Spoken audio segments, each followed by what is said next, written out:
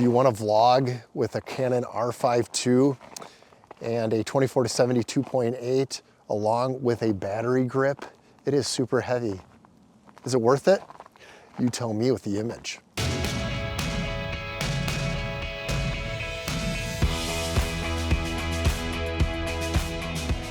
I hope you are having a blessed Thanksgiving if you are here in the US.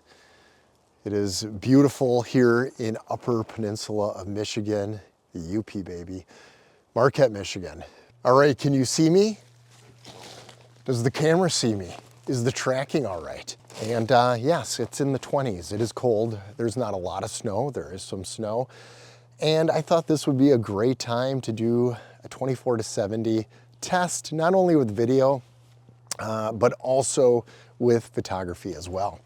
So yes, but I do want to talk about today's sponsor, which is me, myself, and my affiliate links below. So I'm going to have a list of the stuff that I'm using. Had to get rid of that gum, too much in my mouth. And one of the affiliate links that I'm going to leave below that is huge and I use all the time, and it is a necessity when it comes to video and even photography, and that is ND filters. I am a big fan of ND filters, but I'm a big fan of ND filters that are easy to use to take on and off, and that is the magnetic ones with KNF Concept. Just now, the sun came out. The ND filter is gonna be changed out shortly because the environment changes. And so this is an ND8. I'm in the woods. If we get out there, it's gonna be a lot brighter. And it's easy because I can just grab these and take them off pretty easily. And they come with an awesome little pouch. Right now, I have got this little pouch and I've got different little filters in here. This is the 82mm for the 24-70 RF 2.8 lens, but they come in all different millimeter length. So I'm gonna leave a link below and you can click on that link and then choose the filter size that you need for yours, but it's highly recommended. It is so easy, even with my, my lens hood right there, I can still reach in and grab this out, just gingerly so I don't drop this thing. But that is what it looks like. This is the ND8. I can reach into this, and here is the ND64. I might have to adjust this in post, but just so you know my settings, it is 1/50th shutter, 2.8, 24 frames per second, and my ISO is 800. That is the base lowest ISO when shooting in C-Log2, which this is C-Log2. Oh, this is a soft grade. So as you could tell, that actually allows you to do kind of a dark ND8 and then gives a little soft, so we could change it up if we're doing sky. So ND64, ooh, look at that, magnetic, just goes on, just making sure it's all right there. This is very dark. I'm going to adjust this, the 1600. So 1600 ISO, the ND64, and here we go. By the way, we're at 24mm at 2.8, and that's what we're gonna do today with this lens. We're gonna show what 24, 35, 50, and 70mm looks like. I've done tests like this before in the past, but it's good to refresh because the 24-70 is way underrated. I know a lot of people will say, no, it isn't, Jared. I know, but with the 28-70 2.0 that's now out with Sony and has been out for Canon for quite a while, people are looking, well, I want 2.0. The 2.8 is good, plus you have image stabilization built into the lens, plus IBIS, dual image stabilization is always warranted when it comes to photography and video. So let's go move around in the woods and see what it looks like.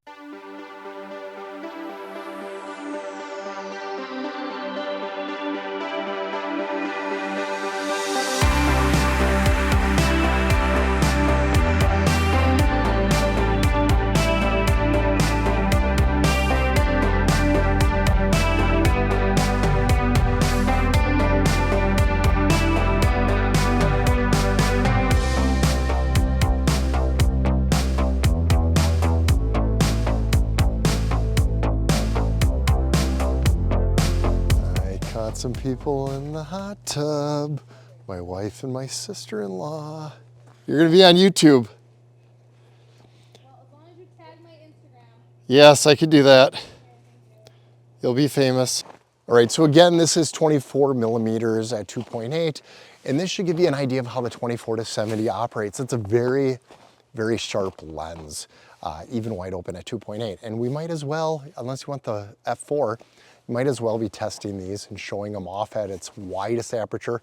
It's only gonna get sharper and nicer at f4 and f5.6, but nobody gets a 2.8 for just being at f4. So 24, let's go to 35. That would be the next prime spot for focal length. All right, 35 millimeters. How does that look? Pretty good. I'll even back up a little bit.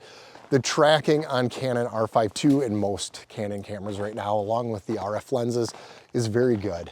And again, this is now back to ND8 here in the woods, ISO 800.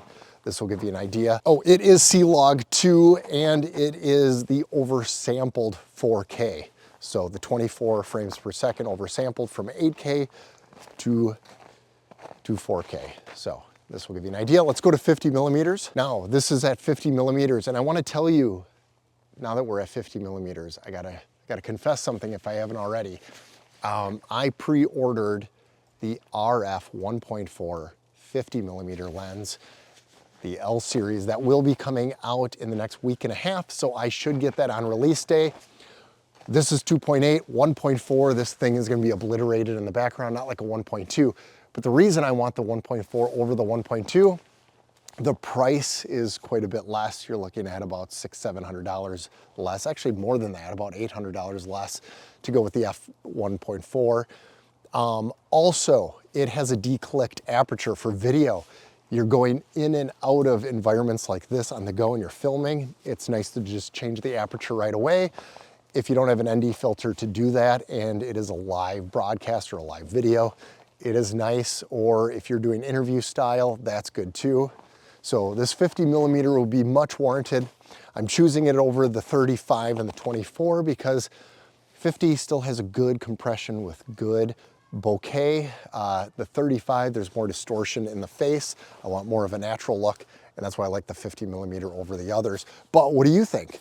Is 50 your favorite, or 35, or 24, or 85? 85 was a little too long for me. This should be good.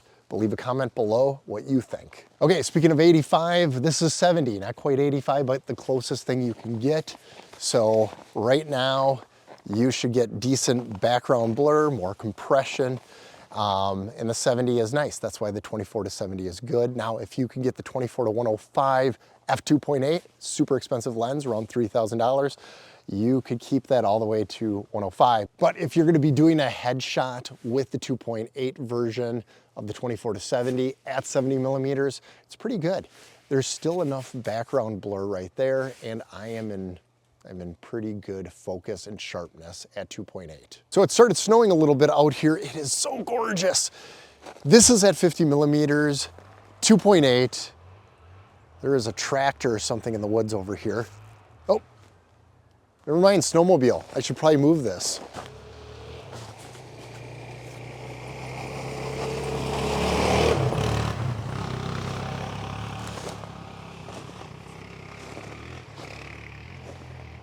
Well, I avoided getting hit there. All right, well, that's a first. We don't usually have four-wheelers driving through the woods here.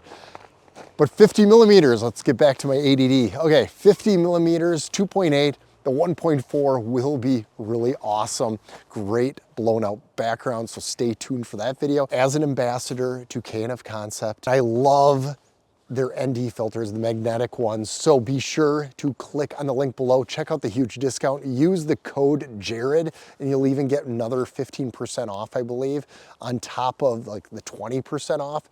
It is a huge sale going on right now this month and the next few days. So be sure to do it.